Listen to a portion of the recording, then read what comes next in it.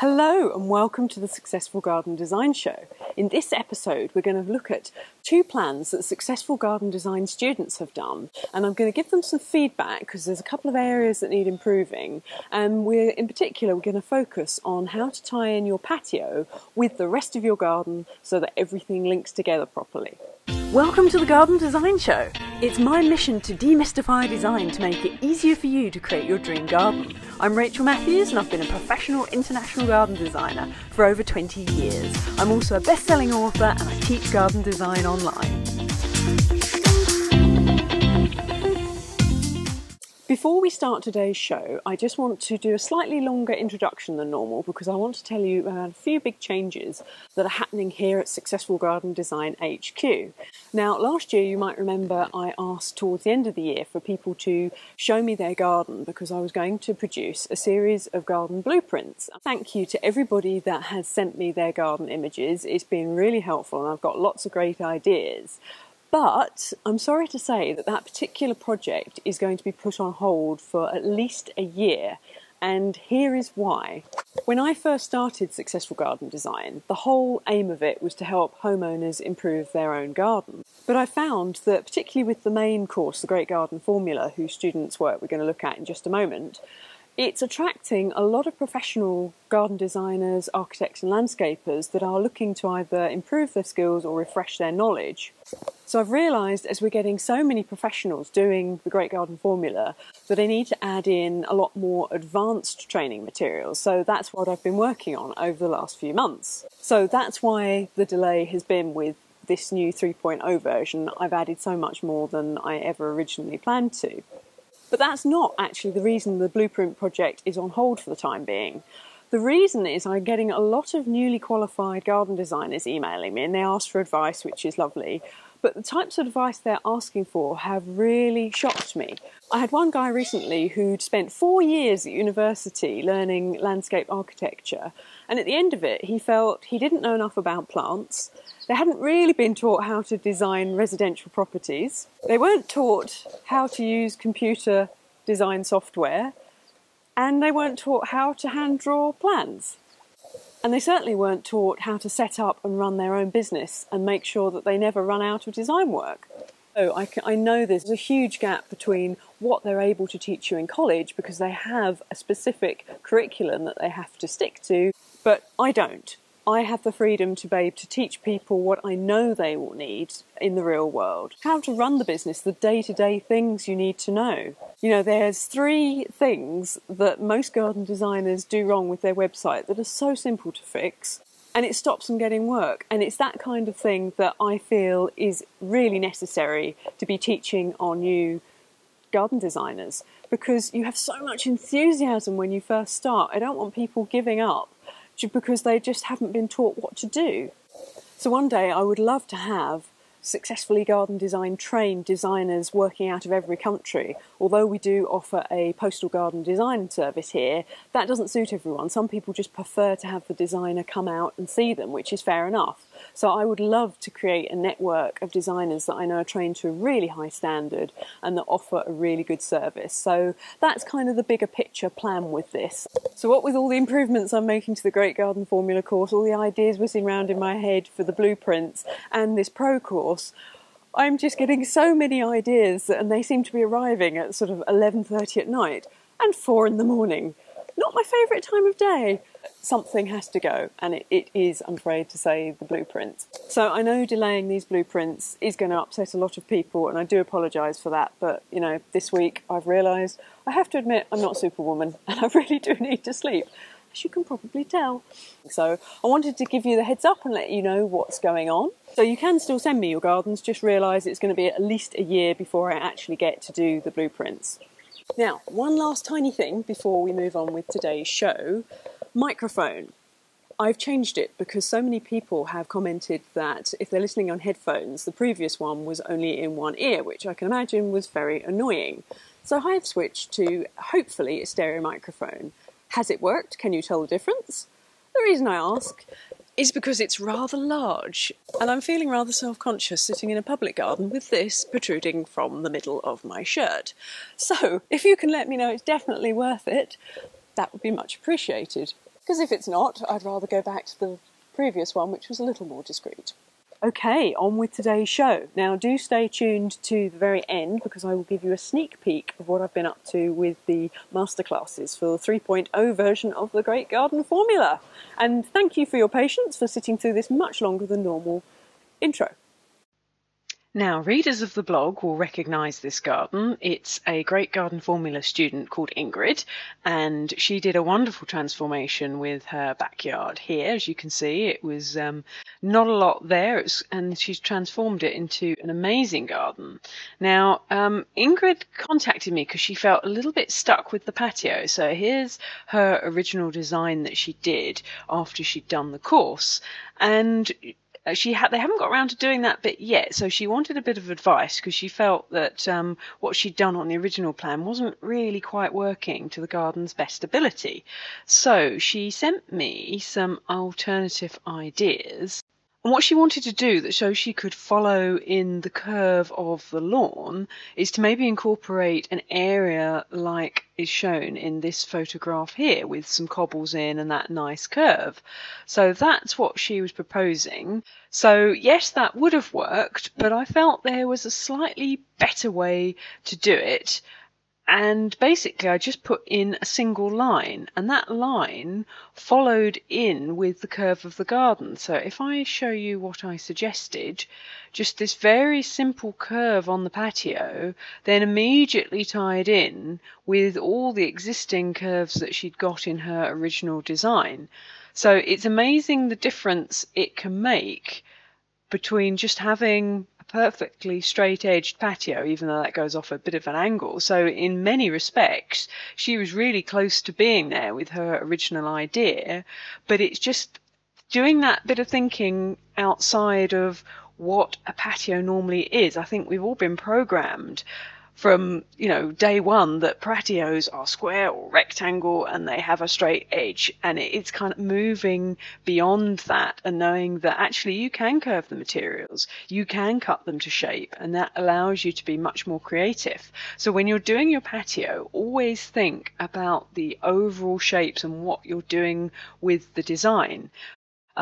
This is such a tiny change that I've made to her plan, but it makes all the difference with how it flows in with the garden. Just having this straight edge across here, it works. It's not, horrific or anything, but it just works so much better when you tie in with what the rest of your design is. And that's why I encourage people to design the patio in with it at the beginning.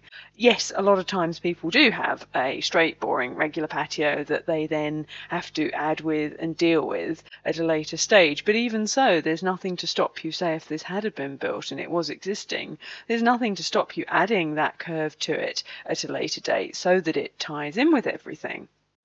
So she did this entire garden by herself, all the design, the setting out, all the construction. So it's an amazing achievement. And she's done a fabulous job with it. So I'm sure once she does get that patio area in, that will just be the icing on the cake, the finishing touch to an already really, really good garden.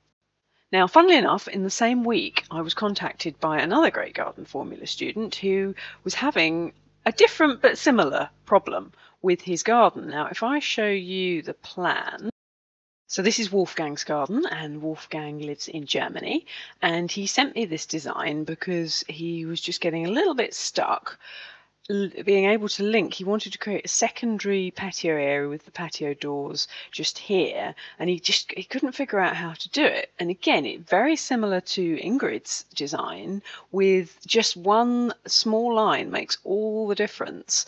So I will show you what I suggested to Wolfgang, but first I'll just show you around his garden a bit. Now, I am very new to SketchUp, so I might make you quite dizzy. I'm not terribly good at steering, but as you can see, he's done an absolutely fantastic design. I nearly fell off my chair when I saw this. It was like, wow, gosh. So it really is lovely for me to see how people are getting on once they do the courses. Hi Wolfgang, this is Rachel with some feedback on your wonderful designs. I really am very impressed with what you've done. I can see you've really understood the course material. So I know you were struggling with how to get the design you've done to go round the corner. So if I show you the version that I have worked on, basically what I've done is from the radius point, which is about here, that goes round to the lawn, I've just followed that round with a path. So let me show you that now. Right, so yes, you can see in this drawing, yeah, I followed that radius point round and then popped on a path. And then here I've popped in a radius point and we've done almost a circular deck to make the best use of this space. Again, with the decking boards running from top to bottom so that the view from this room, it makes it look longer. So that's all I've done with that one. Now, I know your preference was for the square design. So if we have a look at that now. Now, you raised the point that with this path coming through the middle here, it breaks up the space. So yeah, because all the decking boards are running this way, your eyes, that is the dominant feature, even though this path does cut through it. But I do take your point, you are right, cutting through it, yeah, it does make a difference. So what I've done is I've had a play, let's just enlarge this, we're taking that path just down a different route to get to here. So that was some of the advice that I gave to Wolfgang. Now I'm pleased to say that he is decided to develop the round design more, because I must admit that was my favourite. So now that he's decided to do this one, there's a few little issues that need to be addressed. For example, this lawn shape would be very difficult to mow, so he's currently working on adjusting this design to get it to fit and also put in the semicircular deck with the second lot of patio doors. So I'm hoping that Wolfgang will keep us posted on how the final design turns out. So thank you very much, Wolfgang, for letting everyone tour your garden, and I can't wait to see your final design. So, as that's two students that got a little bit stuck on how to link and tie in their patios together, I feel that's down to me, not them. So I've added some extra modules into the Great Garden formula, and there's going to be some video tutorials that cover exactly how to link areas together so that everybody can do it easily. So that is what the 2.0 Great Garden Formula students have achieved. I cannot wait to see what people do with the 3.0 version. It will still always be suitable for keen amateurs, but I am taking the course more in the direction of professional level garden design. And as you've seen, people are already getting there with the 2.0 version, so the 3.0 version will just take people to the next level. So let me now give you a sneak peek of the types of things that you can expect to see in the 3.0 version. And if you're planning on purchasing it, I would do it sooner rather than later, because the first price rise will be in May, and then it's going to go up steadily throughout the rest of this year. Now in this masterclass video, I want to show you how to progress past the simple geometric shape designs that we've mostly been concentrating on in the Great Garden formula, to more sort of fluidic and slightly more complex style of designing. Now there's absolutely nothing wrong with doing geometric shapes for a design. They're the basis of all good design. But sometimes there are occasions when you just want to sort of push past that and do something that's a little bit more creative and that stretches you as a designer. And also some sites do require something just a little bit different. Now the process that you're already used to with the Great Garden formula of starting out sketching very simple geometric forms is actually the basis for this. That is exactly how you start. But the difference with this method is, rather than just accepting sort of the first design that comes out, the first sort of set of shapes, you carry on and you do sort of a little bit more with the scribble technique. So when you start to see a shape, you'll trace over and over it and move around and around it. And what happens is you'll notice your pencil mark starts to move out past your original shape. And then you kind of just follow that shape round. So it's almost like you're following where the pencil goes and then trying to discern patterns from within that sort of scribbly mess that you're producing. And when you're doing this, overlaying lots of different shapes, as you kind of just move round and round the drawing, you will start to see patterns emerging. And those patterns can be very useful, and they can be the foundation of a whole new design shape, one you've never used before. I will show you what I mean in this drawing here, and I'll also show you the drawings of how this shape progressed to the final design. So there you go. I hope you enjoyed that quick sneak peek at one of the Great Garden Formula masterclasses.